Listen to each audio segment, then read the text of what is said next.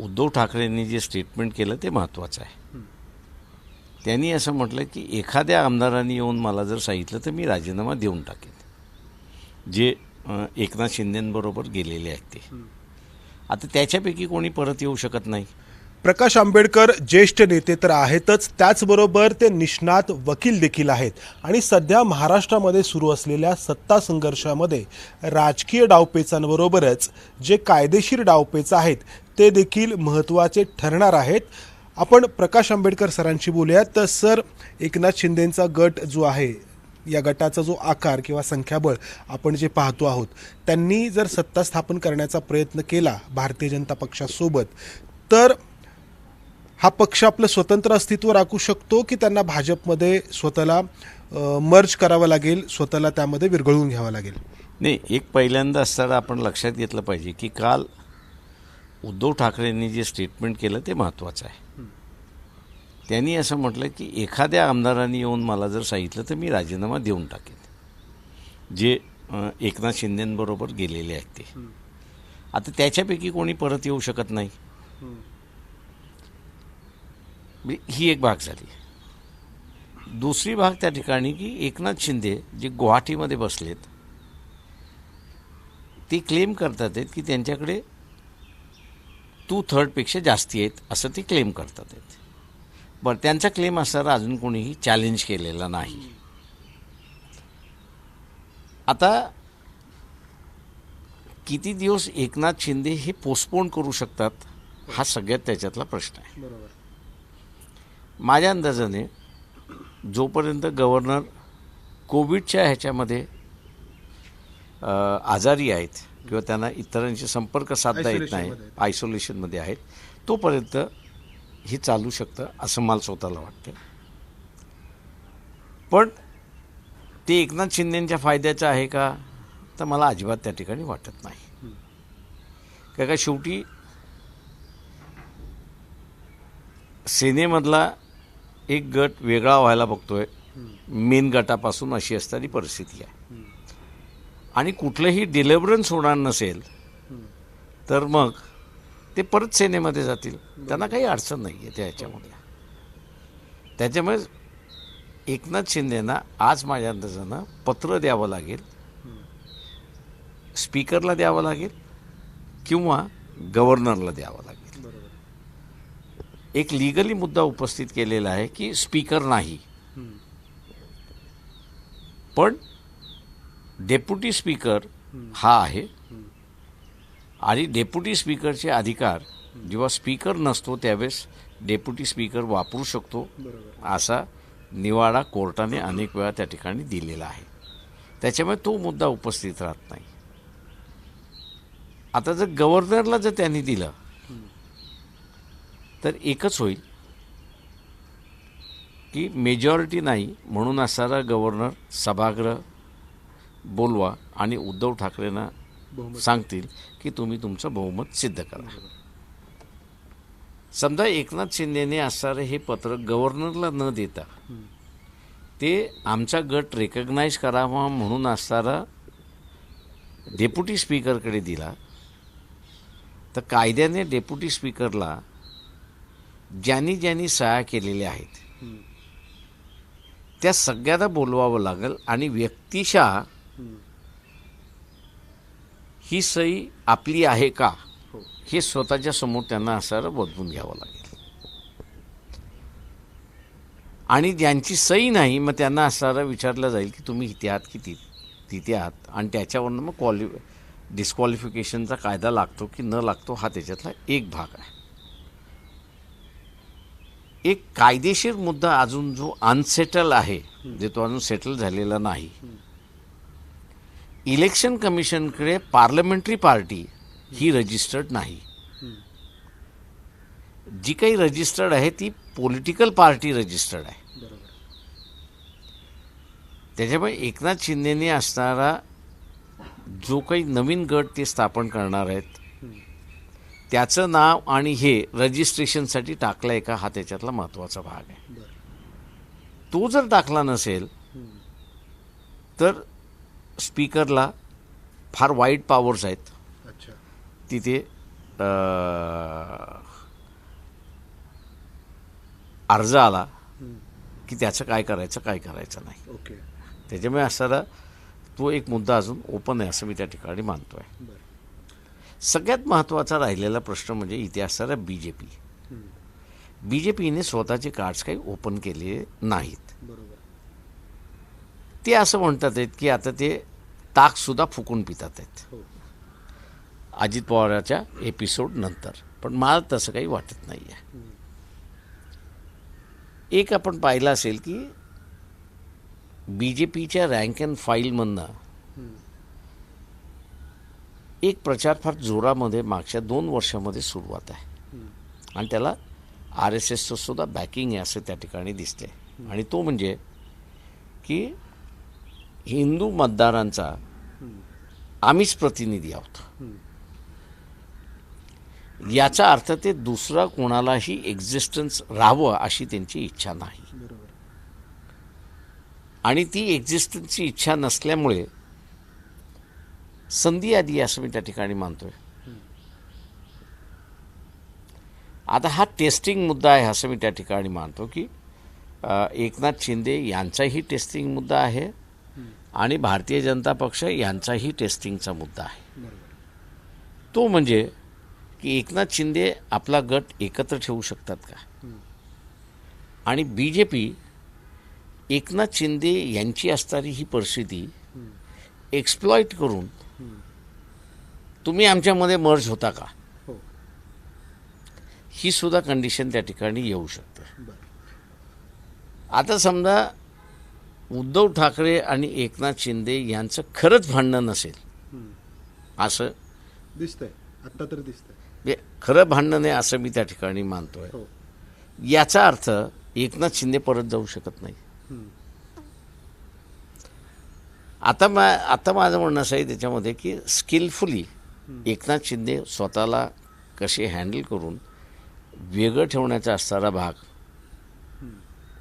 हे मला वाटतं आजच्या दिवसामधला असणारं एकनाथ शिंदेंचा फार मोठा स्किल आहे असं मी त्या ठिकाणी मानतोय.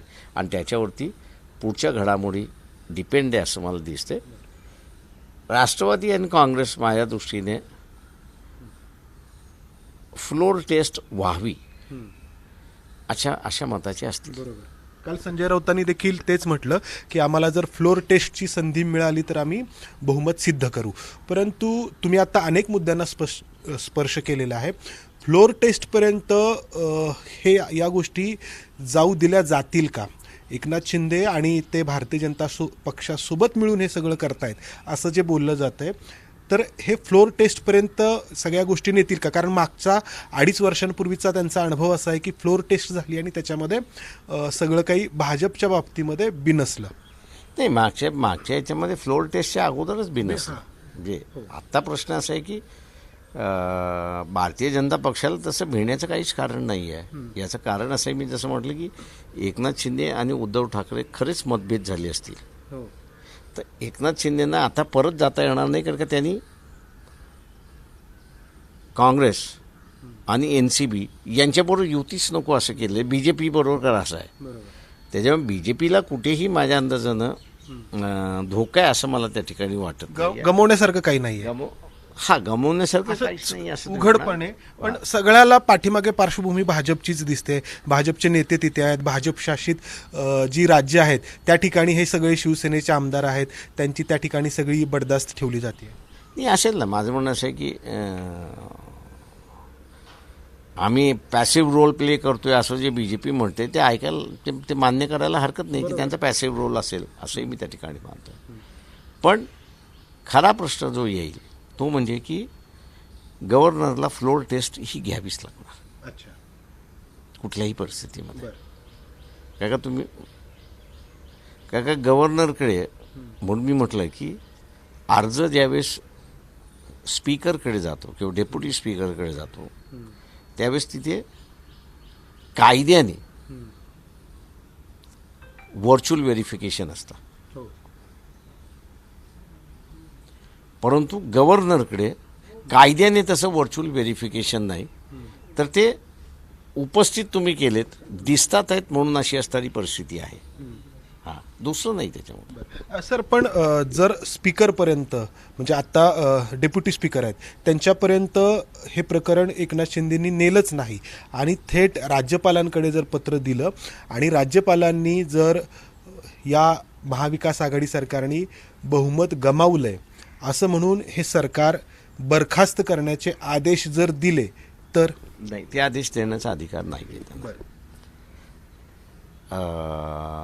गव्हर्नर ह्यांना कुठल्याही परिस्थितीमध्ये तुमच्याकडे मेजॉरिटी आहे की तुमच्याकडे मेजॉरिटी नाही हा कुठलाही अधिकार दिलेला नाही. मेजॉरिटी आहे की न आहे हा सिद्ध करण्याचा जो अधिकार आहे, घटनात्मक अधिकार जो आहे तो फ्लोर ऑफ दी हाऊसवरती आहे. त्याच्यामुळे फ्लोर ऑफ दी हाऊसवरती कुठल्याही परिस्थितीत गव्हर्नरला जावं लागेल. त्याच्यामुळे उद्धव ठाकरेंना जावं लागेल. आता उद्धव ठाकरे ठरवणार जायचं की न जायचं. सर आपण कायदेशीर बाबींवरतीच बोलूयात. याच्या आधी पण काही राज्यांमध्ये आपण असे प्रसंग बघितलेले आहेत. खास करून मला उत्तराखंडचं उदाहरण आठवतं आहे की ज्या ठिकाणी तिथलं जे सरकार आहे हरीश रावत यांचं बरखास्त करण्यात आलं होतं आणि त्यानंतर मग प्रकरण न्यायालयामध्ये गेलं. त्यानंतर त्या ठिकाणी फ्लोर टेस्ट झाली आणि ती जिंकली हरीश रावत यांनी. तर असाच काही प्रकार घडू शकतो. प्रकरण जर राज्यपालांनी हस्तक्षेप केला आणि न्यायालयात जर गेले महाविकास आघाडीचे नेते. ते नाही, प्रश्न एक लक्षात घ्या की गव्हर्नरनी त्यावेळेसचं सरकार बरखास्त केलं पण सभागृह डिझॉल्व्ह झालं नव्हतं. बरोबर. त्याच्यामुळे कोर्टाचा जो निर्णय होता तो की गव्हर्नरला हा अधिकार नाही. त्याच्यामुळे तुम्ही कोर्टामध्ये तुम्ही हाऊसमध्ये जा. तो निर्णय इथेही लागू होतो. त्याच्यामुळे आता एकदा निर्णयाने सेटल झाल्यानंतर गव्हर्नरला त्याच्या बाहेर पडता येतच नाही. बरोबर. सर दुसरा एक मुद्दा तुम्ही उपस्थित केला होता की एकनाथ शिंदेकडे जरी 2/3हून अधिक आमदार असले आत्ता शिवसेनेचे आणि त्यांनी तसा दावा त्यांच्याकडच्या पत्रांच्या माध्यमातून जरी केला तरी तो अधिकार स्पीकरला किंवा आता जे डेप्युटी स्पीकर आहेत विधानसभेचे जे उपाध्यक्ष आहेत त्यांना राहतो आणि त्या अधिकारांमध्ये ते त्यांच्या अधिकारांमध्ये ठरवू शकतात की प्रत्येक आमदारांनी स्वतः येऊन त्याची या ठिकाणी सही त्याचीच आहे का हे सांगावं. नाही, हा कायदेशीर बाब आहे. म्हणजे जे कायदा करण्यात आलेला आहे 10व्या शेड्यूलच्या अनुसार प्रत्येक विधानसभेने त्या विधानसभेच्या याच्यामध्ये समजा एखाद्याने राजीनाम्याचं पत्र दिलं तरीही स्पीकरला खात्री करून घ्यावी लागते की ही त्याला बोलवावं लागतं.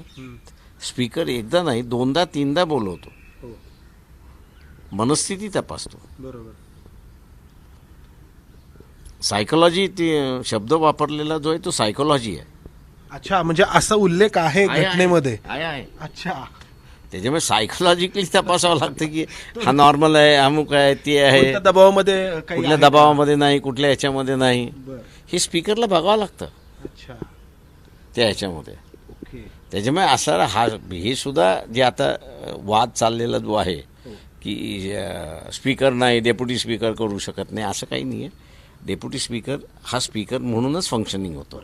सर या झाल्या कायदेशीर बाबी आपण आतापर्यंत चर्चिल्या. तुम्ही मगाशी बोलताना थोड्या राजकीय गोष्टींना देखील स्पर्श केला होता. तो म्हणजे भारतीय जनता पक्ष असं आत्ता देशभरामध्ये दाखवतो आहे की हिंदूंचं प्रतिनिधित्व ते फक्त एकटेच करत आहेत आणि एकनाथ शिंदे देखील याच मुद्द्यावरून भारतीय जनता पक्षासोबत जाण्यासाठी आग्रही आहेत. तर मग ही बाकीच्या पक्षांची फरफट होतीये आणि आपण हे जे भाजपनी सेट केलेलं जे नॅरेटिव्ह आहे ते इतर कोणताही पक्ष मोडू शकत नाहीये. जे भाजपच्या विरोधी ते या देशामध्ये असलेल्या बहुसंख्य हिंदूंच्या विरोधी अशी एक प्रतिमा किंवा असं नॅरेटिव्ह तयार केलं जाते भाजपकडून. ते दुर्दैवाने मी असं म्हणेन की सेक्युलर ह्या शब्दाचा अर्थ जो आहे हा प्रत्येक पक्षाने आपल्या सोयीसारखा लावलेला आहे. बरोबर. त्या ह्याच्यामध्ये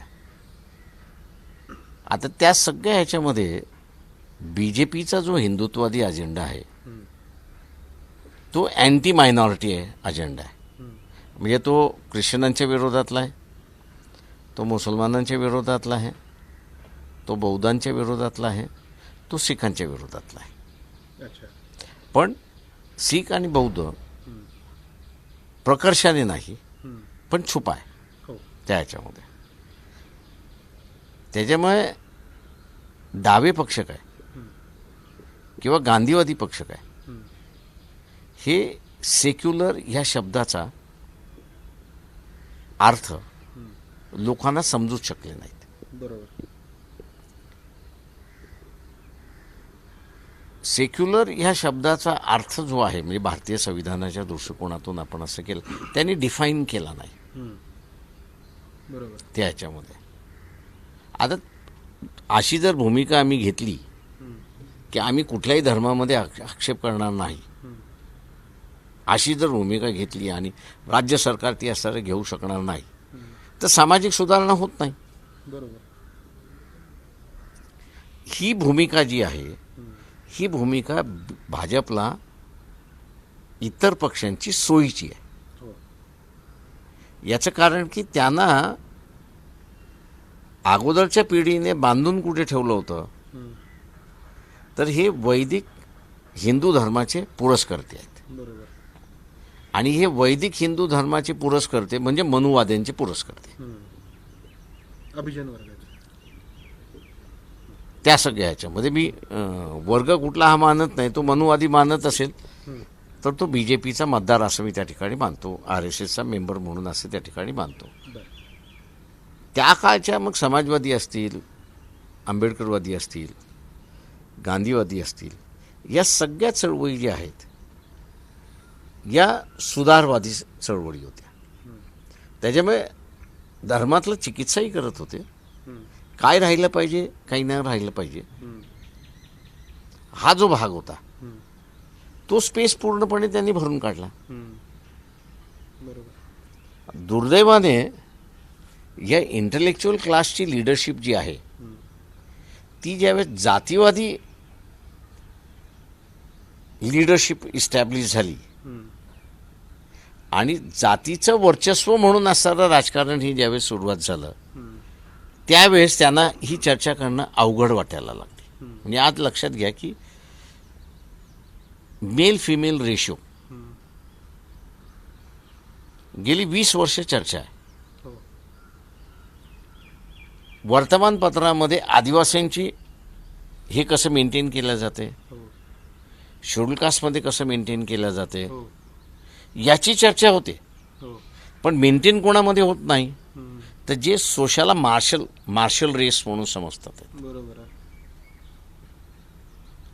जे वरच्या पातळीवरती हा. आर्थिक दृष्ट्या आहेत, सामाजिक म्हणजे मार्शल या अर्थाने की मिलिटन्सी, क्षत्रिय वर्ग असा जो स्वतःला म्हणतोय त्याच्यामधला हा मेल फिमेल रेशो फारच ड्रास्टिकली कमी आहे. त्याची चर्चा होत नाही आहे आणि त्याची चर्चा न झाल्यामुळे BJP ती असणारी गॅप जी आहे ती फिलफिल करते अशी असणारी परिस्थिती आहे. सर, तुम्ही खूपच विस्तृत असं विश्लेषण केलंय, एक वकील म्हणून केलंय, एक समाजशास्त्राच्या अंगाने देखील केलंय.